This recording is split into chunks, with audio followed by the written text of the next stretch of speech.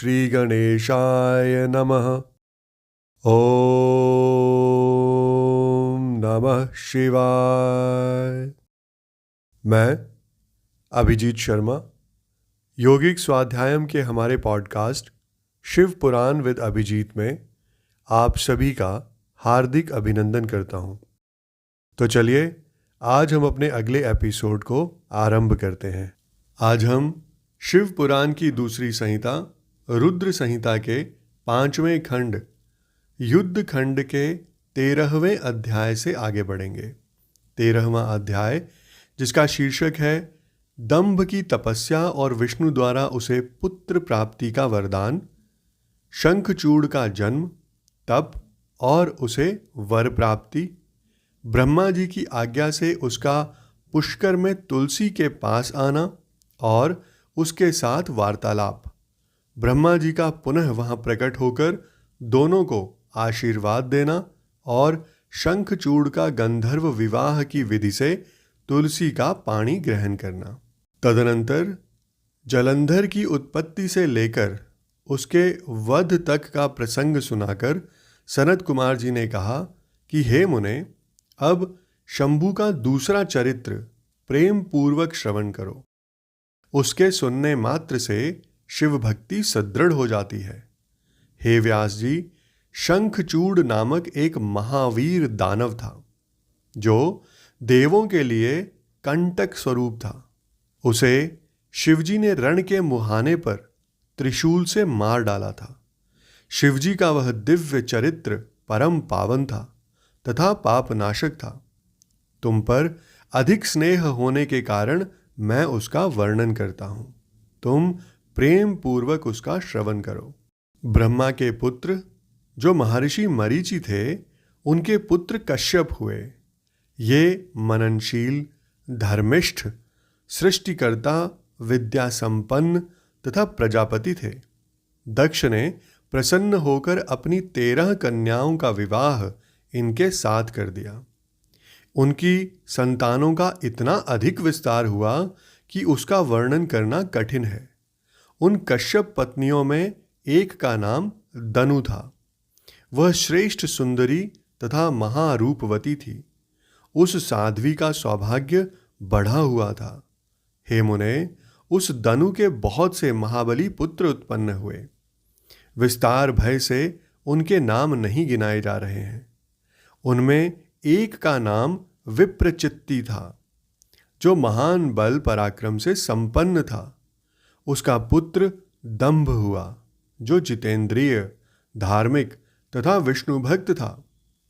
जब उसके कोई पुत्र नहीं हुआ, तब उस वीर को चिंता व्याप्त हो गई। उसने शुक्राचार्य को गुरु बनाकर उनसे श्री कृष्ण मंत्र प्राप्त किया और पुष्कर में जाकर घोर तप करना आरंभ कर दिया। वहां सुदृढ़ आसन लगाकर कृष्ण मंत्र का जप करते हुए उसके 1,00,000 वर्ष बीत गए। तब उस तपस्वी के मस्तक से एक जाज्वल्यमान तेज निकलकर सर्वत्र व्याप्त हो गया। वह तेज इतना दुस्सह था कि उससे संपूर्ण देवता, मुनि तथा मनु संतप्त हो उठे। तब वे इंद्र को अगुआ बनाकर ब्रह्मा के शरणापन्न हुए। वहां उन्होंने संपूर्ण संपत्तियों के दाता विधाता को प्रणाम करके उनकी स्तुति की और फिर विशेष रूप से व्याकुल होकर अपना सारा वृत्तांत उनसे कह सुनाया। उनकी बात सुनकर ब्रह्मा भी उन्हें साथ लेकर वह सारा वृत्तांत विष्णु को सुनाने के लिए वैकुंठ को चले। वहां पहुंचकर सब लोगों ने त्रिलोकी के अधीश्वर तथा रक्षक परमात्मा विष्णु को विनीत भाव से प्रणाम किया और फिर हाथ जोड़कर उनकी स्तुति करने लगे।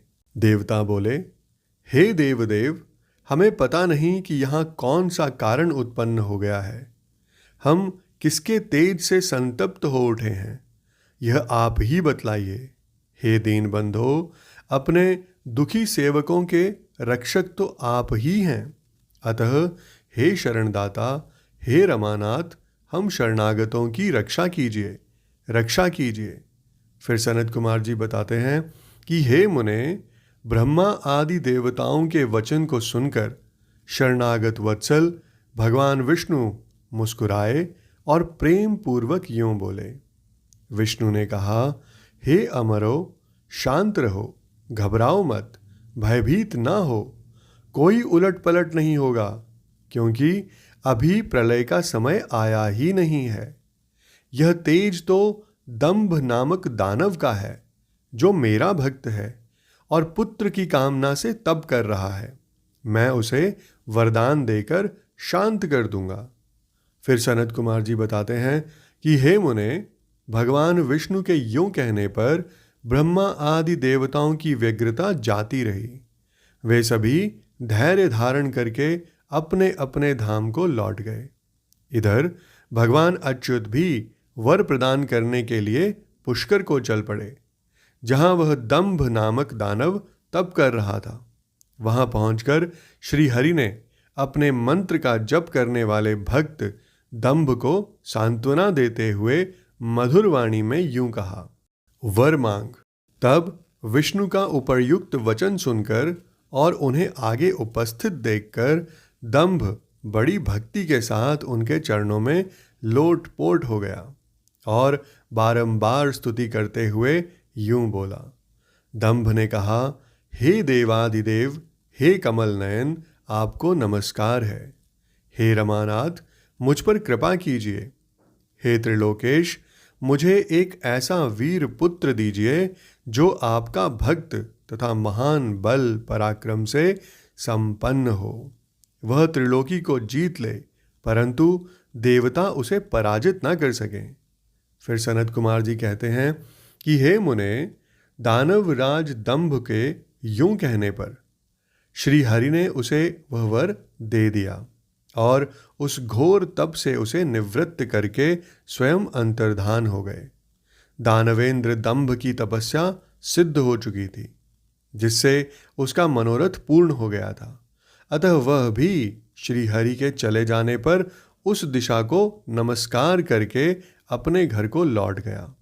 थोड़े ही समय के उपरांत उसकी भाग्यवती पत्नी गर्भवती हो गई।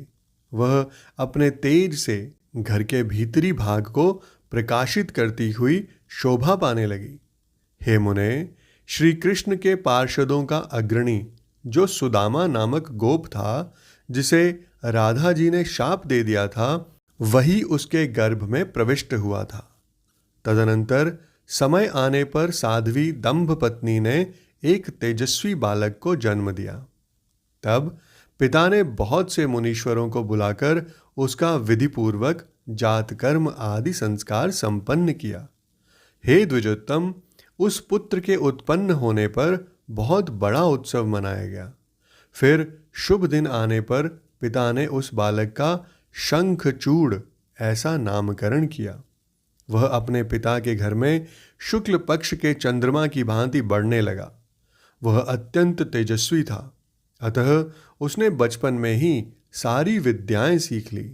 वह नित्य बाल क्रीड़ा करके अपने माता पिता का हर्ष बढ़ाने लगा और अपने समस्त कुटुंबियों का तो वह विशेष रूप से प्रेम भाजन हो गया। तदनंतर जब शंखचूड़ बड़ा हुआ, तब वह जागीशव्य मुनि के उपदेश से पुष्कर में जाकर ब्रह्मा जी को प्रसन्न करने के लिए भक्तिपूर्वक तपस्या करने लगा। उस समय वह एकाग्र मन हो अपनी इंद्रियों को काबू में करके गुरुपदिष्ट ब्रह्म विद्या का जप करता रहा। यों पुष्कर में तपस्या करते हुए दानवराज शंखचूड़ को वर देने के लिए लोक गुरु एवं ऐश्वर्यशाली ब्रह्मा शीघ्र ही वहां पधारे और उस दानवेंद्र से यूं बोले, वर मांगो। ब्रह्मा जी को देखकर उसने अत्यंत नम्रता से उन्हें अभिवादन किया और फिर उत्तम वाणी से उनकी स्तुति की। तत्पश्चात उसने ब्रह्मा से वर मांगते हुए कहा कि हे भगवन, मैं देवताओं के लिए अजेय हो जाऊं। तब ब्रह्मा जी परम प्रसन्न होकर बोले, तथास्तु, ऐसा ही होगा। फिर उन्होंने शंखचूड़ को वह दिव्य श्री कृष्ण कवच प्रदान किया, जो जगत के संपूर्ण मंगलों का भी मंगल और सर्वत्र विजय प्रदान करने वाला है। तदनंतर ब्रह्मा जी ने उसे आज्ञा दी कि तुम बद्री वन को जाओ, वहीं धर्मध्वज की कन्या तुलसी सकाम भाव से तपस्या कर रही है, तुम उसके साथ विवाह कर लो। यूं कहकर ब्रह्मा जी उसी क्षण उसके सामने ही तुरंत अंतर्धान हो गए। तब तपः सिद्ध शंखचूड़ ने भी, जिसके सारे मनोरथ तपोबल से पूर्ण हो चुके थे और मुख पर प्रसन्नता खेल रही थी, पुष्कर में ही उस जगत के मंगलों के भी मंगल स्वरूप कवच को गले में बांध लिया और ब्रह्मा की आज्ञा अनुसार वह तत्काल ही बद्रिकाश्रम को चल पड़ा। वहां दानव शंखचूड़ सहसा उस स्थान पर जा पहुंचा जहां धर्मध्वज की पुत्री तुलसी तप कर रही थी। सुंदरी तुलसी का रूप अत्यंत कमनीय और मनोहर था। वह उत्तम शील से संपन्न थी।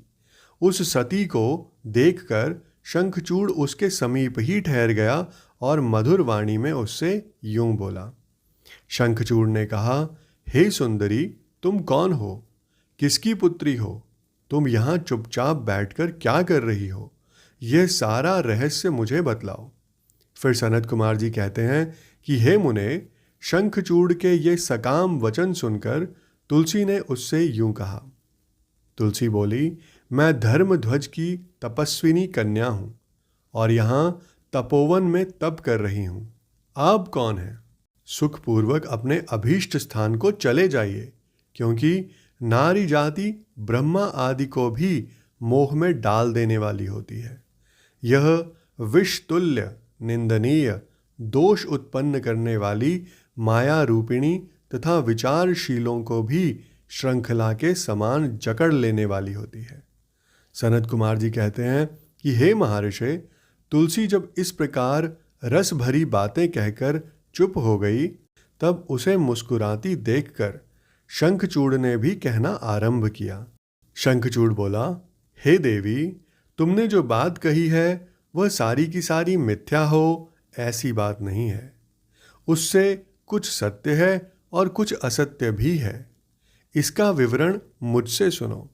हे शोभने, जगत में जितनी पतिव्रता नारियां हैं उनमें तुम अग्रणी हो। मेरा तो ऐसा विचार है कि जैसे मैं पाप बुद्धि कामी नहीं हूँ, उसी प्रकार तुम भी काम पराधीना नहीं हो। फिर भी इस समय मैं ब्रह्मा जी की आज्ञा से तुम्हारे समीप आया हूँ और गंधर्व विवाह की विधि से तुम्हें ग्रहण करूँगा। हे भद्रे, क्या तुम मुझे नहीं जानती हो अथवा तुमने कभी मेरा नाम भी नहीं सुना है? अरे, देवताओं में भगदड़ डालने वाला शंखचूड़ मैं ही हूँ। मैं दनु का वंशज तथा दंभ नामक दानव का पुत्र हूँ। पूर्व काल में मैं श्री हरि का पार्षद था। मेरा नाम सुदामा गोप था। इस समय मैं राधिका जी के शाप से दानवराज शंखचूड़ होकर उत्पन्न हुआ हूँ। ये सारी बातें मुझे ज्ञात हैं, क्योंकि श्री कृष्ण के प्रभाव से मुझे अपने पूर्व जन्म का स्मरण बना हुआ है। सनत कुमार जी कहते हैं कि हे मुने, तुलसी के समक्ष यूं कहकर शंखचूड़ चुप हो गया। जब दानवराज ने आदरपूर्वक तुलसी से ऐसा सत्य वचन कहा, तब वह परम प्रसन्न हुई और मुस्कुराकर कहने लगी। तुलसी बोली, हे भद्र पुरुष, आज आपने अपने सात्विक विचार से मुझे पराजित कर दिया है। जो पुरुष स्त्री द्वारा परास्त ना हो सके, वह संसार में धन्यवाद का पात्र है, क्योंकि जिसे स्त्री जीत लेती है वह पुरुष सदाचारी होते हुए भी सदा अपावन बना रहता है। देवता, पितृ और समस्त मानव उसकी निंदा करते हैं। जनना शौच तथा मरना शौच में ब्राह्मण 10 दिनों में, क्षत्रिय 12 दिनों में और वैश्य 15 दिनों में शुद्ध हो जाता है तथा शूद्र की शुद्धि 1 मास में हो जाती है। ऐसा वेद का अनुशासन है। परंतु स्त्री से पराजित हुए पुरुष की शुद्धि चितादाह के अतिरिक्त अन्य किसी प्रकार से संभव ही नहीं है। इसी कारण उसके पितृ उसके द्वारा दिए गए पिंड तर्पण आदि को इच्छा पूर्वक ग्रहण नहीं करते तथा देवता भी उसके द्वारा अर्पित किए गए पुष्प फल आदि को स्वीकार नहीं करते। जिसका मन स्त्रियों द्वारा आहत हो जाता है, उसके ज्ञान, उत्तम तप, जप, होम, पूजन, विद्या और दान से क्या लाभ, अर्थात उसके ये सभी निष्फल हो जाते हैं। मैंने आपके विद्या, प्रभाव और ज्ञान की जानकारी के लिए ही आपकी परीक्षा ली है, क्योंकि कामिनी को चाहिए कि वह अपने मनोनीत कांत की परीक्षा करके ही उसे पति रूप से वरण करे। फिर सनत कुमार जी कहते हैं कि हे व्यास जी, जिस समय तुलसी यूं वार्तालाप कर रही थी, उसी समय सृष्टिकर्ता ब्रह्मा वहां आ पहुंचे और इस प्रकार कहने लगे। ब्रह्मा जी ने कहा कि हे शंखचूड़, तुम इसके साथ क्या व्यर्थ में वाद विवाद कर रहे हो। तुम गंधर्व विवाह की विधि से इसका पाणी ग्रहण करो, क्योंकि निश्चय ही तुम पुरुष रत्न हो और यह सती साध्वी नारियों में रत्न स्वरूपा है। ऐसी दशा में निपुणा का निपुण के साथ समागम गुणकारी ही होगा। फिर तुलसी की ओर लक्ष्य करके बोले कि हे सती साध्वी तुलसी, तुम ऐसे गुणवान कांत की क्या परीक्षा ले रही हो। यह तो देवताओं, असुरों और दानवों का मान मर्दन करने वाला है। हे सुंदरी, तू इसके साथ संपूर्ण लोकों में सर्वदा उत्तम उत्तम स्थानों पर चिरकाल तक यथेष्ट विहार कर। शरीरांत होने पर यह पुनः गौलोक में श्री कृष्ण को ही प्राप्त होगा और इसकी मृत्यु हो जाने पर तू भी वैकुंठ में चतुर्भुज भगवान को प्राप्त करेगी। फिर सनत कुमार जी बताते हैं कि हे मुने, इस प्रकार आशीर्वाद देकर ब्रह्मा अपने धाम को चले गए। तब दानव शंखचूड़ ने गंधर्व विवाह की विधि से तुलसी का पाणी ग्रहण किया। यूं तुलसी के साथ विवाह करके वह अपने पिता के स्थान को चला गया और मनोरम भवन में उस रमणी के साथ विहार करने लगा। इसके साथ ही आज का हमारा यह एपिसोड यहीं संपन्न होता है। मैं कल फिर आपके समक्ष उपस्थित होऊंगा हमारे अगले एपिसोड के साथ। आप सभी का मुझे इतने धैर्य एवं ध्यान से सुनने के लिए बहुत बहुत धन्यवाद।